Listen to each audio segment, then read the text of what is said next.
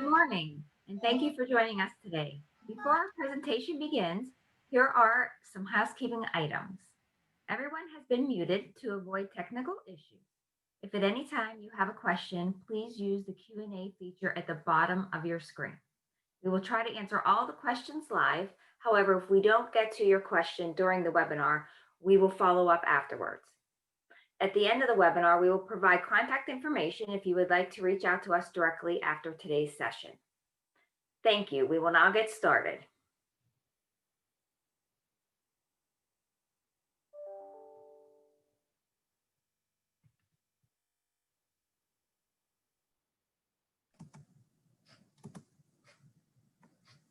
Good morning. I guess I'm kicking it off. Pat, I'm here.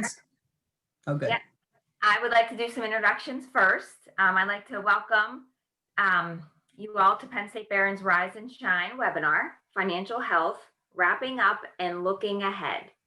I'm Britt Danke, Associate Director of Development and Alumni Relations with Penn State Barron, and today's moderator. I'd like to welcome Attorney Pat Roenick, Senior Director of Gift Planning for Penn State University, Dr. Greg Philbeck, Director of Barron's Black School of Business, and Erin Philbeck, Associate Director of Content Development for Kaya Association. Pat is the Senior Director of Gift Planning at Penn State. She received a Bachelor of Arts from Penn State and her Juris Doctorate from Temple School of Law. Pat, who formerly served as Director of Plan Giving and Endowments, works with numerous university benefactors on most complex gift plans. She has previously presented at the National Plan Giving Conference. She has authored articles for the Journal of Gift Planning and Plan Giving Today. Dr. Greg Philbeck holds the Samuel P. Black III Professor of Finance and Risk Management at Penn State Barron and serves as Director of the Business School. Greg conducts consulting and training worldwide for candidates for several professional designations, as well as for Goldman Sachs and the New York Society of Security Analysts. Greg teaches graduate and undergraduate courses in corporate finance and derivatives. He has a bachelor's degree in engineering physics from Murray State University, a master's degree in applied statistics from Penn State University, and holds a Doctor of Business Administration and Finance from the University of Kentucky. Erin Philbeck serves as the Associate Director of Content Development at Kaya Association, where he supports the curation, development, and execution of the organization's content strategy. He also has experience as a portfolio manager and as a registered investment advisor in Ohio. Erin earned a Bachelor of Science degree with distinction in finance and a Master of Finance from Penn State University. He is president of the CFA Society Columbus and serves on multiple advisory boards for the Black School of Business and Penn State Barron. Welcome, Pat, Greg, and Erin to the Rise and Shine webinar. Okay. Thank you, Britt. Like everything else, it doesn't go the way you plan in 2020. It has certainly been a difficult year. And first and foremost, we hope that all of you and those you care about are safe and well and that you will remain so. During 2020, the Congress passed a number of relief acts that would help individuals, businesses, and charities to get through the pandemic. And there are more, hopefully, on the horizon. My goal today is to talk a little bit first about how you can wrap up 2020, and for those who are in a position to benefit philanthropy, how you can do that in a tax-wise way. Andrea?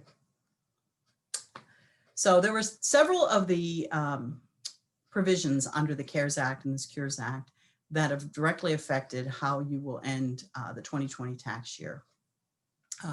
They are the tax breaks were aimed at gifts of cash made in 2020. For those of you who don't itemize, and now there are 90% of the folks that take the standard deduction, but for those who don't itemize, there is a $300 above the line deduction. That is per taxpayer unit. So a husband and wife get a $300 deduction, not $600. That is for gifts also to public charities, though the gifts don't have to be restricted to COVID, as this has impacted us in ways that are unimaginable. This can be taken in addition to the standard deduction. For those who itemize, There's an ability to use a charitable deduction to offset up to 100% of your adjusted gross income. This is a very limited and unique opportunity. I've often heard individuals say, I don't have any income, I don't pay taxes because I give all my money away. Well, actually, with the limitations, it would be impossible to give all your money away until this 2020. In 2021, it'll go back to 60% of your adjusted gross income.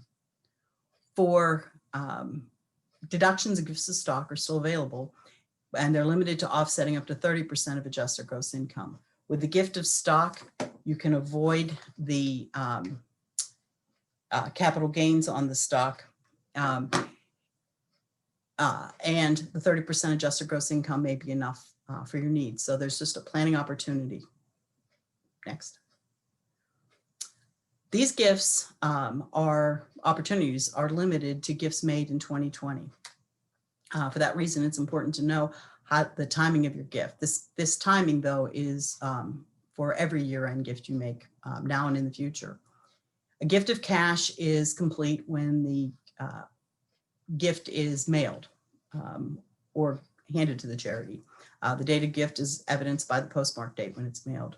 For a gift of securities, it's the date that the stock arrives in the charity's account. That can be very easy if you're moving funds electronically, but if you have to work through another entity or you're working with mutual funds, the opportunity may already have passed. You'd want to check with your broker. For a credit card gift, you want to make it, or it is made the day the card is charged. We often get letters in the mail providing instructions on what we do to charge someone's card. Don't procrastinate. Charities are not necessarily operating from their offices or on a normal schedule. And you may need to know the account numbers for a gift of securities, or you may not get that there in time for that credit card transfer. There were a lot of changes to our retirement plans as well, particularly for those who are 70 and a half. For 2020, there is no required minimum distribution. They will resume in 2021. For those who hadn't reached 70 and a half before this year, they'll now begin at age 72. There's something under the law. It was in the law, out of the law, and now it's become as permanent as the tax law can be. And that's the qualified charitable distribution. That remains in effect. And it's where you take a rollover directly from your IRA to a public charity. You can do up to $100,000 annually if there are monies in the account. Each individual gets that ability, again, so long as they have an IRA account. With a qualified rollover, you don't recognize the income. And when the required minimum distribution is in effect, it counts against your required minimum distribution. Now, you don't get any income tax deduction, but you never recognize that income. There is a provision that you should be very careful about. If you have what they call a checkbook IRA, and you can write make your transfers by writing your own checks, you're going to make sure that check is to the charity so that it can be cashed before December 31st. So you're going to want to talk to a retirement plan advisor about a lot of things. First of all, it is always a good time to make sure that everything's in order. We have a great plan at Penn State, and in order to set up an appointment, you had to go back and review the details. I have a 21-year-old daughter, and I discovered that I never added her as a beneficiary, a contingent beneficiary. Bad on my part, because I was assuming she's the one kid who would take care of me.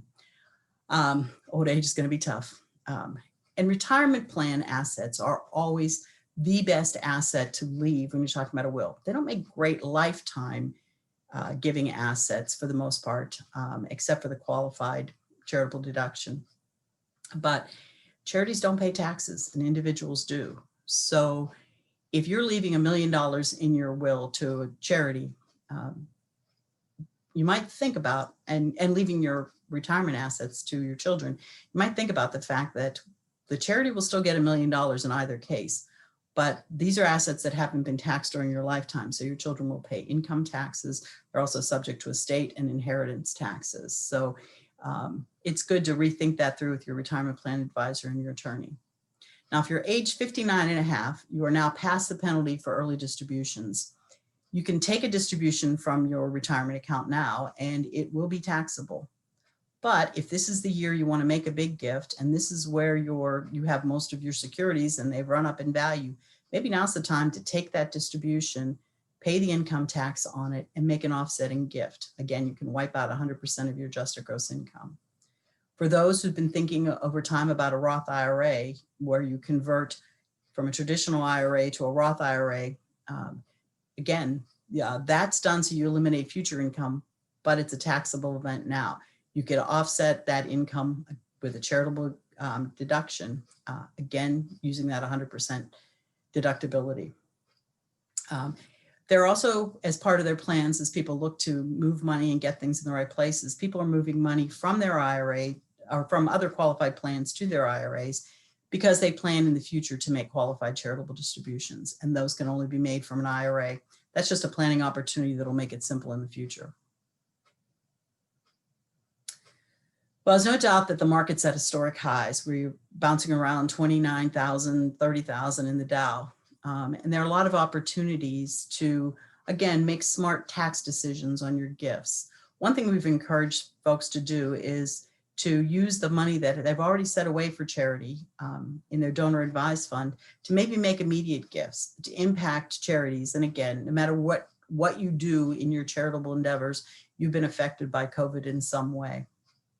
But you may be able to take a large distribution from that donor advised fund and put it to use. You could establish a donor advised fund. Penn State has one for this purpose, where we can make gifts to Penn State or to other charities. But it's a great way to do what they call bunching your future giving. Bunching is where you take all of the things you want to do, certain expenses, etc., that otherwise would have not been useful to you for tax purposes, because you would not have exceeded, even considering them, exceeded your standard deduction. But if you bunch them all in one year, you're able then to take that then, and it's deductible when you fund the DAF, and you make your gifts to charity over time. You can also use stock to prepay current pledges or front load pledges. You can bunch by a big gift, and you set up a pledge. An outright gift to Penn State is current or over 5 years. And if you front load that and pay 3 of the payments in the first year and say, I'll be back to you in another couple, that works. And for those that have stock that they love currently, but it has significantly increased, you might give away that stock because, again, a gift of stock, you avoid the capital gains and you get a fair market value deduction, and then just repurchase the stock so that the next time when you maybe want to sell it and rebalance your portfolio, you won't have that huge capital gain to consider. And even though the market is high, not all stocks are doing great. If you have a stinker in your portfolio, you can always take a loss and do something with those, a gift with those proceeds. Interest rates are also at historic lows. And this is an opportunity to transfer wealth and to make gifts. Not necessarily in the wealth transfer, it doesn't have to be charitable, but for people with high net worth and who are concerned over future estate tax limits, a charitable lead trust can make a great deal of sense. The limits are the current exemptions for estate and gift tax are set to expire in 2025. So while they are enormous right now, they will go back to about 6.5 million for the total estate in 2024, the 2026 tax year. The lead trust, and again, this is for those with the highest net worth, basically setting up a trust, transferring assets, and your children will inherit in the future. The interest rate being historically low is that the IRS government doesn't think that money's worth much. This was something Jackie Onassis included in her estate plan, where she was passing assets to the kids, but they wouldn't have received them for 20 years, I believe. At the end of that term, the charity receives funds over the term of the trust. At the end, it passes to the kids. And regardless of how large that might be, it's free of estate and gift tax. And there may be an upfront tax deduction as well. Next slide. For those of more modest means, myself included, there are charitable gift annuities. At Penn State, a gift annuity can be done at $10,000. A gift annuity is a contract with the charity where there's a fixed rate of return for 1 to 2 beneficiaries. Most charities use the American Council on Gift Annuity Rates. And those are paid for the life of the annuitant. We've had donors who've lived well into their hundreds, continuing to receive that even by contract, even when their account is run dry. Those rates are typically higher than bank CDs, especially when you consider that upfront tax deduction, tax-free income.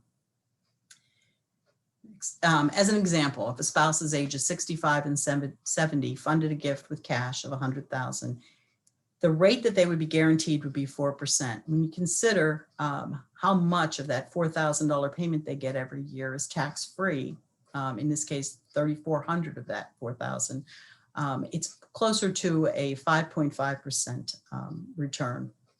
There's a deduction of, in this case, almost $20,000 that, because this was funded with cash, could be completely taken this year.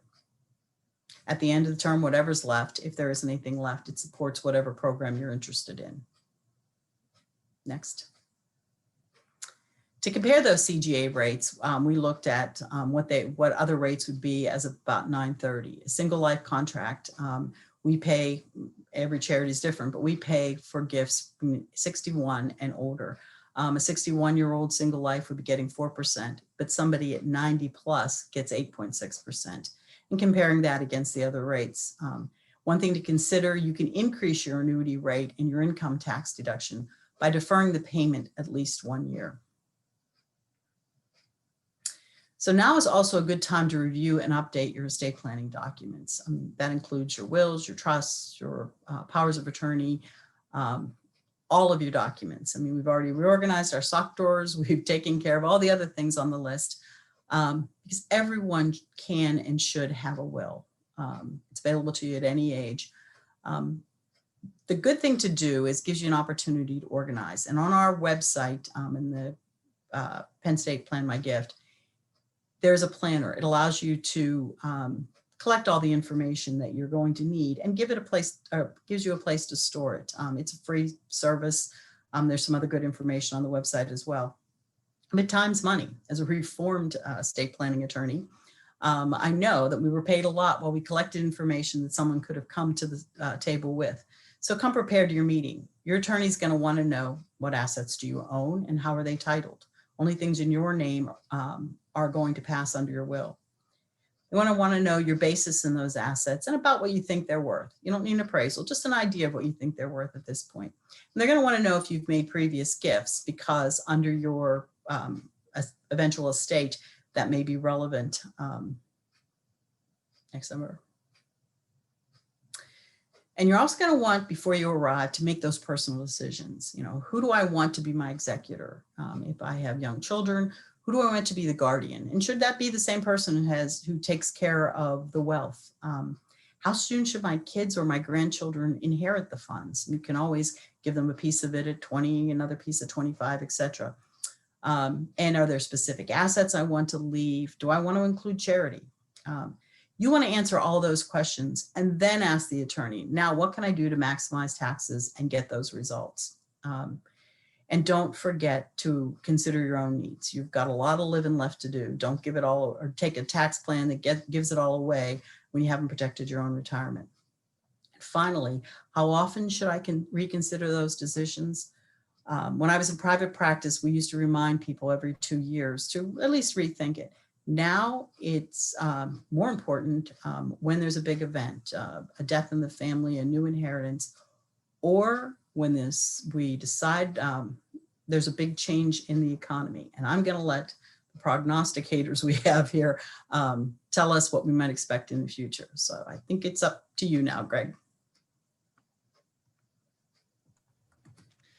Thank you, Pat, and welcome on behalf of the Black School of Business, which we service about 2,100 majors in the business school. We're also the home of the Antrury Family Student Managed Fund, which is a student-run fund, which is managing over $850,000, and also 12 Bloomberg terminals that are part of our financial services lab in the Black School of Business.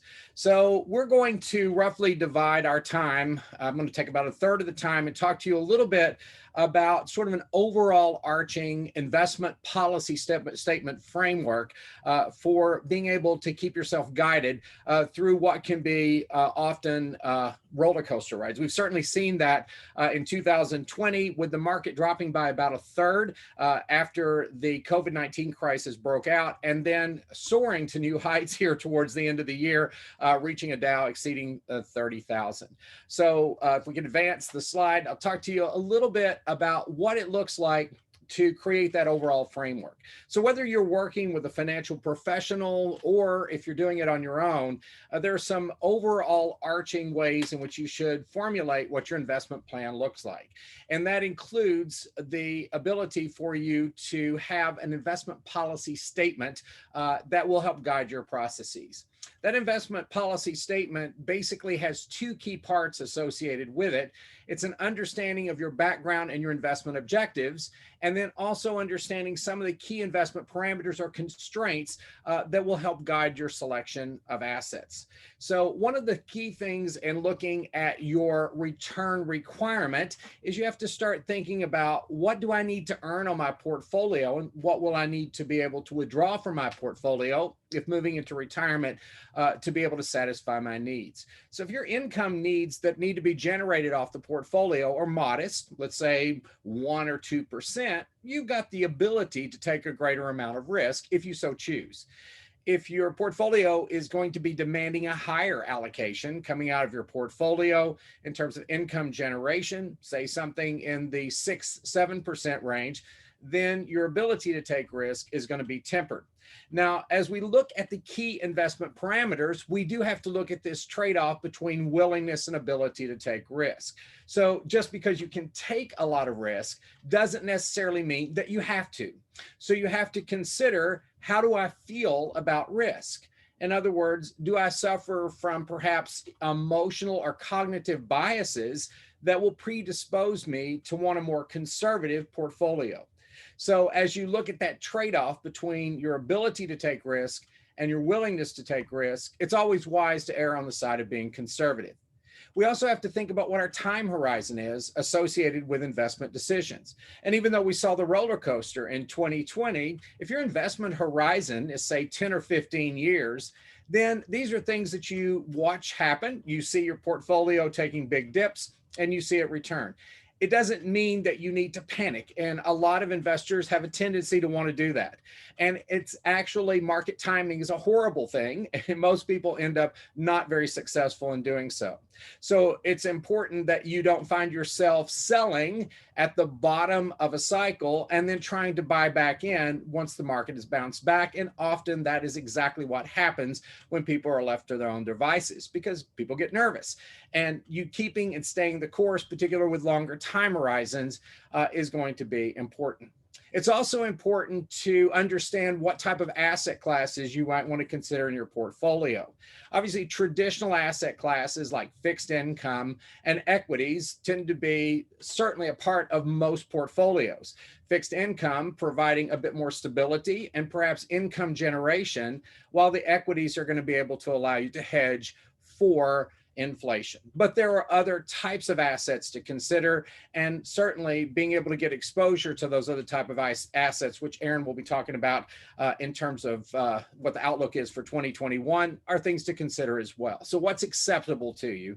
What are your liquidity needs or preferences? Do you have a big expenditure coming up in the near term? Are you planning on giving to a charity? Are you looking at perhaps a down payment on a home? Do you have kids who are going to be entering college in which you're going to have to be able to supply funding for that? If that's the case, then those liquidity preferences or needs are going to temper what you might look in terms of an overall asset allocation. Then you have other preferences. Are you looking at things, for example, where you feel very strongly about environmental, social, and governance issues? Again, the whole concept of socially responsible investing. And finally, as Pat was mentioning, this is a great time of the year to be looking at where you stand with respect to potentially large unrealized capital gains and being able to do something wise from a tax planning standpoint to be able to manage that process. So with that, and looking ahead of what we're going to be seeing in 2021, I'll turn things over to Aaron. Well, thanks so much. I'm going to talk a little bit about politics, and I'm going to try to stay apolitical throughout this whole thing. So bear with me. But before we get into kind of market outlook, I do want to talk about the incoming Biden administration just a little bit. Some of the proposals and plans that the new administration is looking at and what that might mean for your portfolio. So the first comment I want to make before I get into anything is that regardless of who's president, markets have generally gone up over time. And I think this chart here, which is from Invesco, is pretty powerful. And it basically shows if you had been fully invested throughout, from 1900, which obviously none of us were alive then, but just from 1900 to today, what dollar value would you have in your portfolio? Versus if you only invested alongside your preferred political party. So if you're a Republican, only invested when Republicans were in office, or if you're a Democrat and only invested when Democrats were in office, what kind of dollar amount would you have ended up with? And you can see that regardless of who was in office, it's better to stay in the market. And there's a saying that says, it's not timing the market, it's time in the market. But if you're only looking at your political party, you basically end up around the same place, but at a much lower value. Let's go to the next slide. Now this chart looks at historical data looking at real GDP growth and real stock market performance, but only separating these by political party of who's in office. And what you can see here is that within the margin of error, it really doesn't matter who's in office. The economy and the stock market is a relatively self-moving machine. New presidents and new administrations can make tweaks around the fringes. And you can see, historically, when a Democrat is in office, both GDP growth and market performance has been relatively better than when a Republican is in office. I will make the caveat here that on the GDP side, we're unlikely to see GDP growth hit these numbers or higher as we move forward. This is obviously going back, early World War II when growth was clipping at a much higher rate. And then on the stock market side, this also encompasses two relatively large stock market booms. In the 90s, when Bill Clinton was president, we saw the tech bubble. And then in the most recent administration, when President Obama was in office, we were coming off the depths of the financial crisis. So if you take some of these numbers and adjust for some of these, major kind of outlier events, the numbers look relatively similar across the board. Next slide. But one of the things that's interesting is that the market tends to like divided government. And you can think about this logically, it makes sense. When Congress can't get anything done because there's gridlock, there's disagreements on what the agenda should be, the market's like that because there's not a whole lot of change that's going to be happening from a policy standpoint or from a fiscal standpoint. And so the market can pretty much move on and do what it does, in a free market without having government changing agendas and, moving things around. So we're likely, actually, let's go to the next slide. We're likely to go into a divided Congress. The best case scenario for the Democratic Party is that the Senate is a 50-50 split. We still have the two runoff elections in Georgia for the 2 Senate seats. If the Democratic Party wins both of those seats, Congress will be 50-50 between Democratic and Republican, with Vice President Kamala Harris acting as the tiebreaker. So just for technicalities, we're just going to assume that it is a divided Congress. And what's interesting as we go into this new administration is we haven't seen this makeup of a Democratic president a Republican Senate or a split Senate and a Democratic House since 1885 to 1889. So it'll be interesting to see what ends up coming out of this administration, and I'm going to go into some of the agenda items that they're proposing. But it's very unlikely that much of the ambitious parts of the agenda will get done if we end up with a split Congress. So next slide. So some of the policies, and I'm going to gloss over this just for the sake of time, but one of the proposals from the Biden administration is to raise the top income tax rate to 39.6%. Also looking to raise the capital gains tax rate to ordinary income for those earning more than $1 million. The one thing that I didn't add on here is there's a proposal to move the corporate tax rate from 21% to 28%. So that would have implications for equity markets. In terms of trade, we've seen a very hawkish attitude from the current administration, the Trump administration, with China in regards to trade. It's kind of hard to believe that that was actually a conversation before COVID-19, but we're likely to see a Biden administration continue some of the sanctions from the United States on the Chinese government. It will likely be a little bit more unilateral with our allies. And there may be less controversy in the headlines around it, but more likely than not, the trade policy for the Biden administration will likely remain relatively similar. And then finally, there's a proposal to raise the federal minimum wage to $15 an hour, up from $7.25, and that would have implications for corporate earnings as well. Next slide. Now, in terms of sectors in the market, there's proposals to make some improvements to the Affordable Care Act within healthcare. Energy was a big focus throughout the campaign for the Biden administration, especially when it comes to environmental proposals that the Biden administration is making. So partially supporting elements of the Green New Deal, ending fossil fuel subsidies, potential carbon tax. So there could be some implications for energy companies and energy markets. I think one of the things that we will see likely in the next 4 years that is a bipartisan issue is surrounding technology. And what we've seen in technology companies is, a lot of the Facebooks, the Twitters, the social medias of the world coming under fire for privacy issues, misinformation, and additionally, a lot of M&A activity. So it used to be that young companies would try to go public from being a private company. They would want to go public and IPO, make it on their own. And what we've seen is that a large number of the mega cap companies like Facebook and Google, Microsoft, you name it, have started buying up smaller companies. And so these large companies are just getting bigger because they have the capital to spend on acquisitions. So we're likely to see some legislation come from a Biden administration, and we'll likely see some bipartisan support. There's been proposals again for finance, for our financial transaction tax and infrastructure, especially with a green proposal around it to create jobs, but also align with the environmental elements of the Biden plan.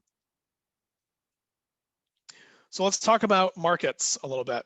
It's kind of hard to believe that the market was down about 35% at the beginning of this year when COVID-19 hit the mainstream. We're up 15% if you're looking at the S&P 500 this year. So we've seen a massive swing down, a very violent swing down, one of the fastest corrections in the history of the stock market, and a relatively aggressive rebound on the upside. So what that has done is it's stretched valuations, and there's a lot of different ways that you can value the stock market.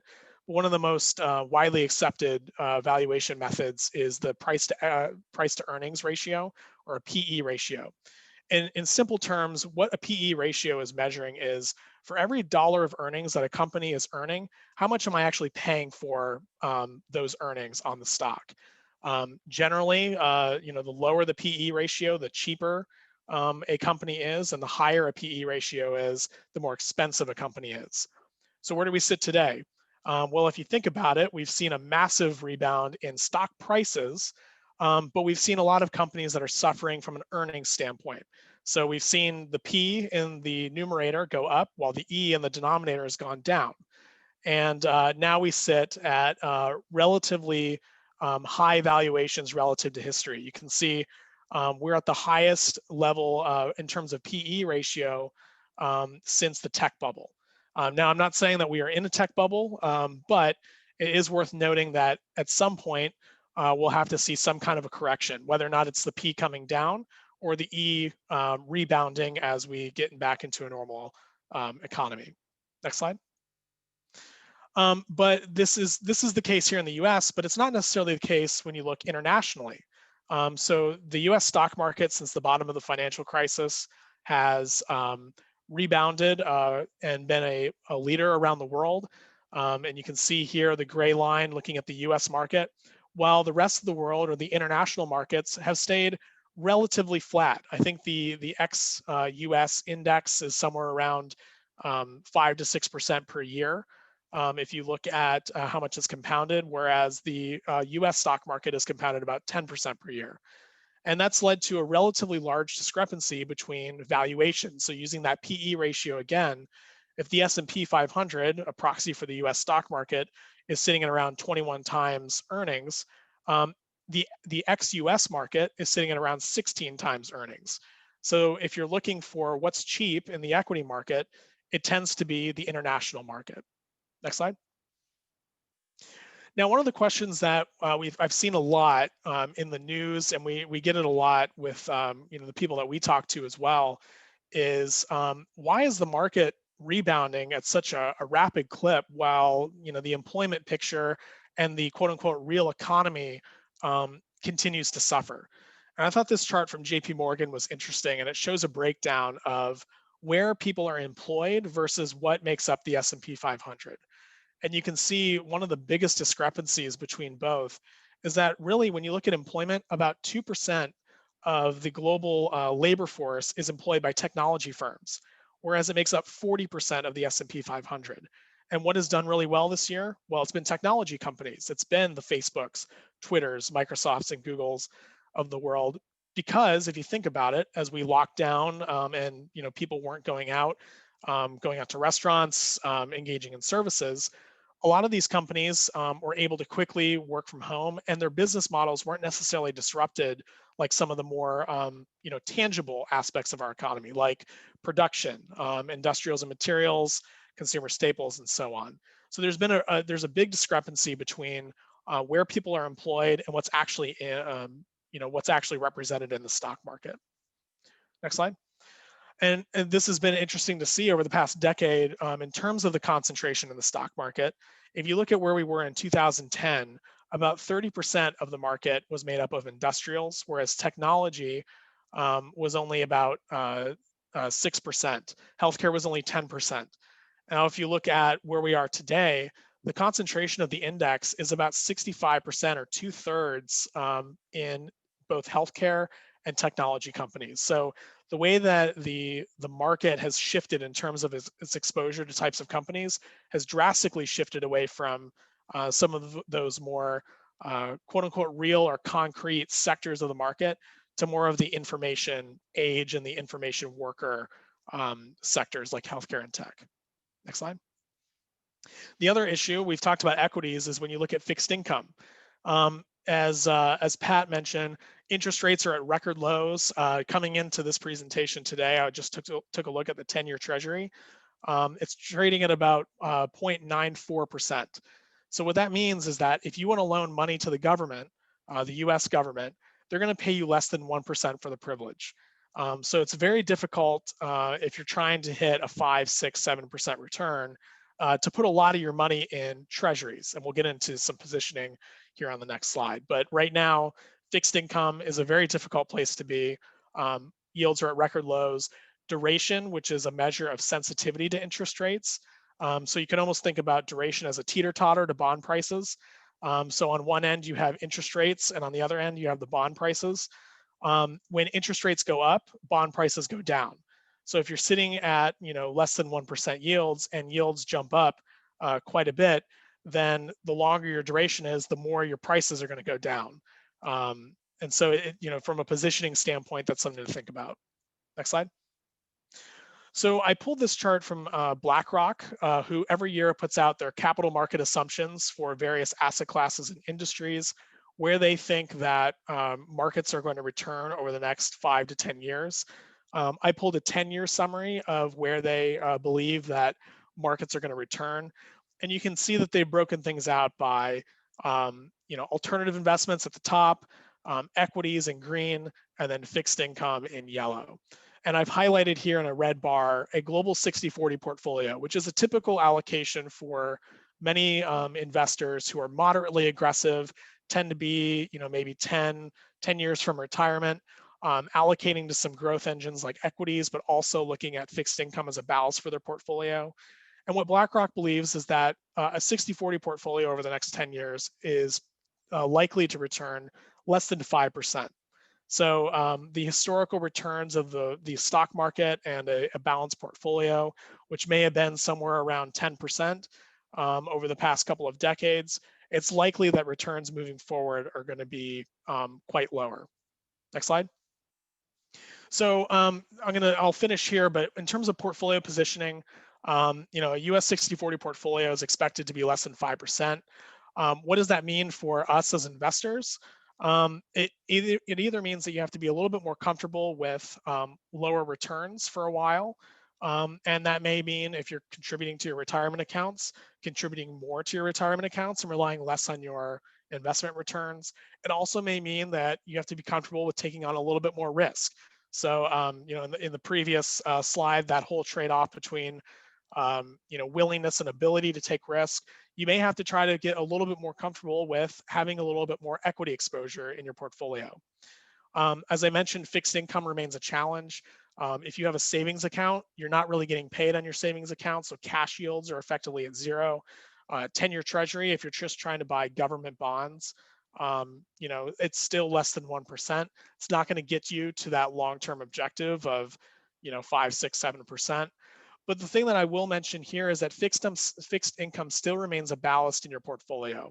It's still one of the best diversifying asset classes to your equities, and especially in market turmoil, like we saw earlier this year, fixed income does its job to dampen some of that volatility. As I mentioned, public equity valuations remain elevated in the US. We're sitting at record highs, only surpassed by the tech bubble. I have this acronym, TINA. There is no alternative. And that may be just the case that we sit at higher valuations moving forward, but it's something to be, something to be wary of, especially as you're putting new money to work.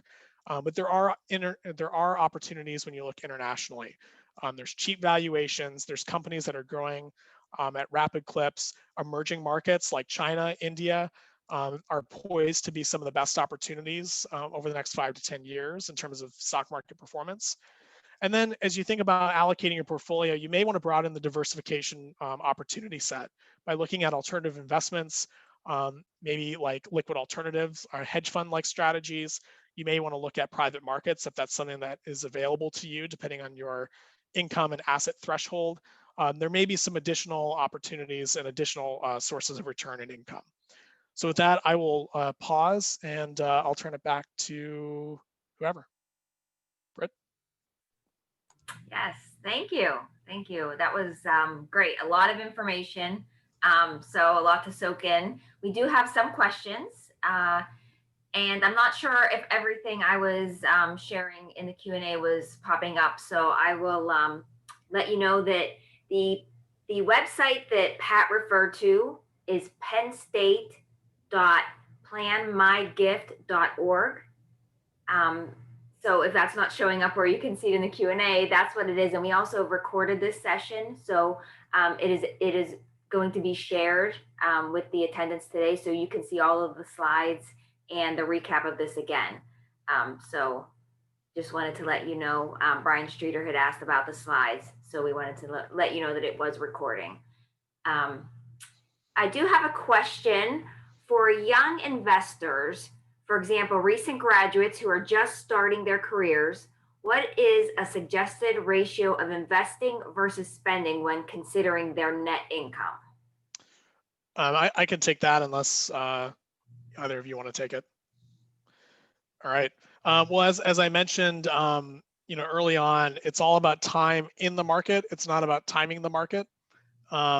And so I think that the earlier that you begin to contribute to a retirement account or a 401k, IRA, whatever is available to you, the better. There's been a lot of research that's been put out that shows the difference in your ending retirement balance when you start in your 20s versus when you start in your 30s. So even if it's just putting in the minimum amount, which could be your company match, do it. And I know that there are studies out there that show, the optimal amount or the optimal percentage of your income is somewhere between 10 and 15%, including your employer's contribution. For those who are recent graduates who may not be able to afford to do that, that could be a nice objective, but just get started, even if it's 2 or 3%.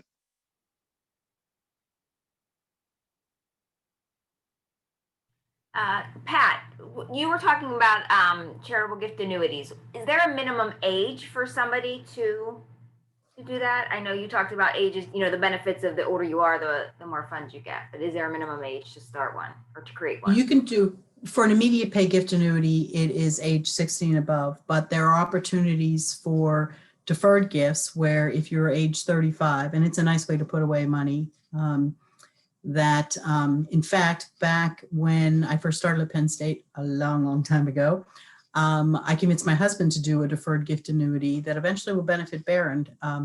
But by deferring it he couldn't begin payments till he turned age 60, but by deferring it for almost 20 years, actually probably more than 20 years now, we're getting a nice check every quarter from Penn State, a lot of it tax-free. And it may be a way for somebody who can't afford to do a significant amount into their retirement account to invest in that and get that back.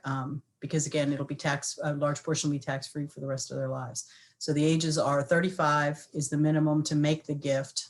And that's the age of the annuitant. It's a nice thing that someone could do for a child. I can't put away money, or my kids aren't getting the kind of benefits that I get through retirement planning, but I could do something for them in making a gift to Penn State that will, as long as they're 35 by the time the gift is made, and they won't start getting the income till they're 60.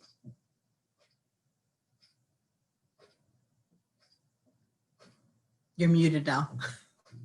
I'm looking, I think that covers all of the questions that we had. So I wanted to thank you all for participating in the webinar and for our presenters. We hope that you found it informative. Please reach out to anyone in development to make any gifts by year end, calendar year end, including those that support the Black School of Business. We always put a plug in for the business school. Our next Rise and Shine webinar will be in the new year. It's going to be Thursday, January 7th. We thank you again for joining us and hope you have a great day and great holidays. Thank you. Thanks, everyone. Thank you.